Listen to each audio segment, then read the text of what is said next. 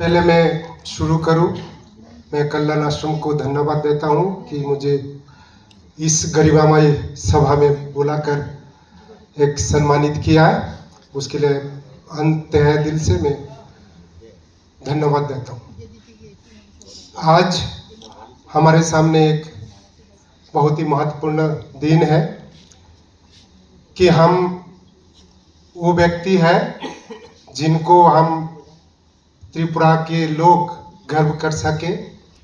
श्री नरेश चंद्र देववर्मा जी, जो हमारे आज के इस सभा के अलंकृत करके हम सबको गौरवान्वित किया, त्रिपुरा राज्य के और त्रिपुरा भाषी को और ककबरक भाषा भाषी को। उनका जो परिचय हमने सुना है, एक ब्रीफ इंट्रोडक्शन हमको मिला है, लेकिन वो बहुत ही ब्रीफ है। उसके अलावा भी हम अगर देखें तो उनकी जो व्यक्तित्व है, उनका जो कार्यशैली है, उनकी पिछले 50 साल से अगर वो देखें तो सिर्फ भाषा में नहीं है, संस्कृति में है। उनकी अलावा जो हमारा समाज में उनके एक विशेष स्थान है एवं समाज के लिए भी उन्होंने ऐसा बहुत कार्य किया है जो हम लोगों को शायद ही पता है। इस बात को पता हमें जब चला तो हम लोगों ने 2022 को हम इनके नाम पद्मश्री के लिए हमने भारत सरकार के लिए आवेदन किया था और भारत सरकार तब इनके नाम पे स्वीकृति दिया था और लगभग सब तय हो गया था। लेकिन ऐसे ही एक घटना घटी। तत्कालीन हमारा सरकार के एक मंत्री थे जो NC देववर्मा नाम से जानते हैं, उनका नाम नरेंद्र चंद्र देववर्मा। उनका देहांत हो गया था शायद 2023 का 1 जनवरी को उनका देहांत हो गया था। तो उनको मरणोत्तर पद्मश्री सेवा के लिए, पब्लिक सर्विस के लिए दिया गया था। तब इनके नाम वहाँ से हट गया था। हम लोग बहुत आहत हुए थे तब, लेकिन हमें पूरा विश्वास था कि उनको दोबारा जरूर मिलेगा और हम लगे रहे। और इसमें ऐसे बहुत सारे समाज सेवी लोग हैं जो इस कार्य में लगे थे और इस बार फिर हमको ये क्षण मिला कि जब 25 जनवरी का 10-11 बजे हमें जब इंफॉर्मेशन मिला कि हमारा दादा जो है उनको दोबारा इस बार पद्मश्री के लिए सम्मानित किया गया, उनका नाम लिस्ट में आ गए। हम सब बहुत आह्लादित हुए, इतना खुश हुए कि हम तुरंत ही उनको इंफॉर्मेशन करी और तब तक हमें पता चला कि उनका घर पे दूरदर्शन वाले, आकाशवाणी वाले सारे मीडिया पहुंच चुके थे। तो उनका जो किताबें हैं उन्होंने हर भाषा में कोशिश की, ककबरक में लिखा, बांग्ला में लिखा, अंग्रेजी में भी लिखा।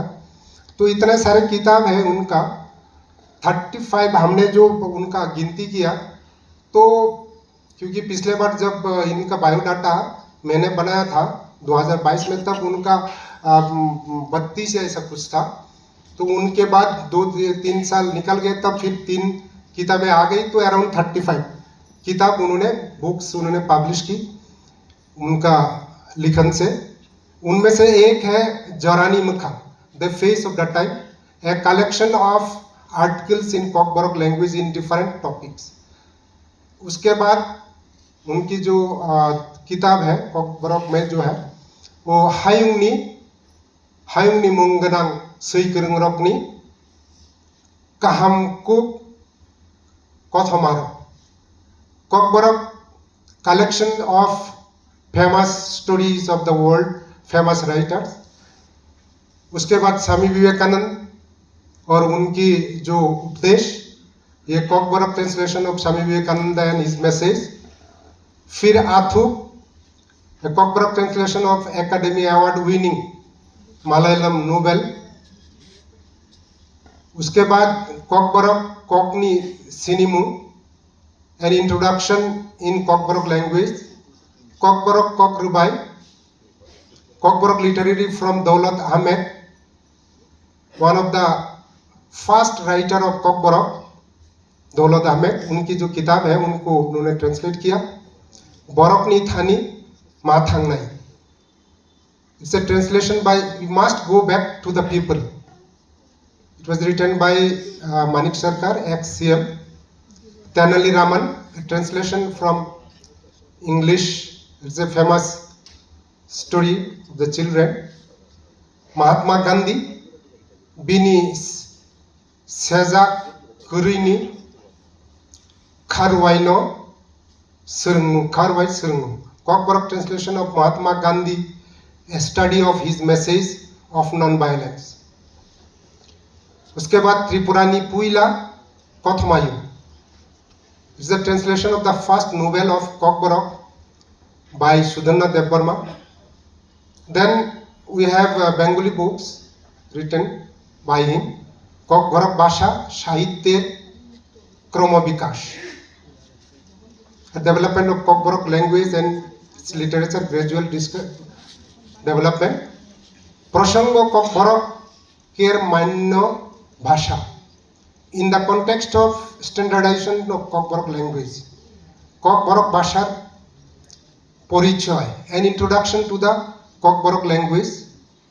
Cockburn Ker Bongsho Porichoy, Likhon Paddhoti, Byakaron o Bhasha Bikas, an introduction to lineage, writing method, grammar and language development of Cockburn language.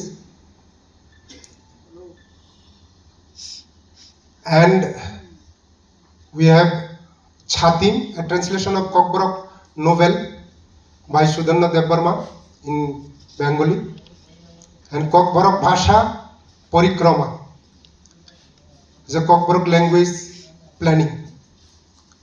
उसके बाद we have books in English that is translated in English. Cockburn Kalai, an easy Cockburn grammar by Daulat Ahmed, that is translated into English. Firogi Faidi, a book of songs by Sunacharan Devvarma, Shifting Cultivation of Tripura. Then Hachukni Khorang, Jadu Kalija, a Cockburn folk song compilation by Upendra Devvarma. Baskura Bolongni Kerangkothamatai, Cherma Tuisani Kerangkothama, a book of collection of Cockburn folk tales by Upendra Devvarma. Chethuang, again the first novel of Cockburn by Sudhanna Devvarma. Then 5 books of Cockburn folk tales written in drama form by Upendra Devvarma, this published by Tribal Research Institute. These are the books. Apart from them, he has some of the joint author like Cockburn Koklap Bucha, a book of Cockburn poems. Then Tripurar Adibashi, Cockburn Kokru by Bucha, a collection of Cockburn essays. किताब उन्होंने लिखे, I think इसमें 3-4 और किताब listed नहीं है जो मैंने कलेक्शन किया था, तो ऐसे किताब उन्होंने लिखा। तो इतना जो इनका एक फाउंडेशन बनाया, जो कॉकबरॉक भाषा के लिए उन्होंने साहित्य रचना किए, उसके साथ साथ सबसे ज़्यादा कि कॉकबरॉक भाषा को एक स्ट्रक्चर, जो एक फ्रेम देने के लिए, जो एक बिल्डिंग का स्ट्रक्चर बनाने के लिए, जो बिल्डिंग का फाउंडेशन बनाने के लिए जैसे ज़रूरत होता है, ऐसा ही उन्होंने कॉकबरॉक भाषा के लिए एक फाउंडेशन तैयार किया। और यही जो है आज कॉकबरॉक की जो हम लोग देखते हैं कि त्रिपुरा यूनिवर्सिटी में और यहाँ पे जो एमबीबी यूनिवर्सिटी में और भी यहाँ पे इक्फा यूनिवर्सिटी, बहुत सारे स्कूलों में, कॉलेजों में जो कॉकबरॉक का आजकल टीचिंग्स होता है, शिक्षा होता है, उसका जो एक फाउंडेशन बना। और उसके बिना आज कॉकबरॉक का जो हम लोग ग्रेजुएशन पोस्ट ग्रेजुएशन कर रहे हैं, हम कल्पना भी नहीं कर सकते। तो ऐसे व्यक्तित्व को जो भारत सरकार पद्मश्री भूषण देकर सही सम्मानित किया, और हम सब गर्वान्वित हैं। और मेरी तरफ से मैं दोबारा उनको कांग्रेचुलेशन, अभिनंदन, उनका दीर्घायु रहे और सुशास्त्र। इतना कहते हुए मैं अपना संक्षिप्त अपना भाषण को यहीं विराम देता हूँ। सबको नमस्कार।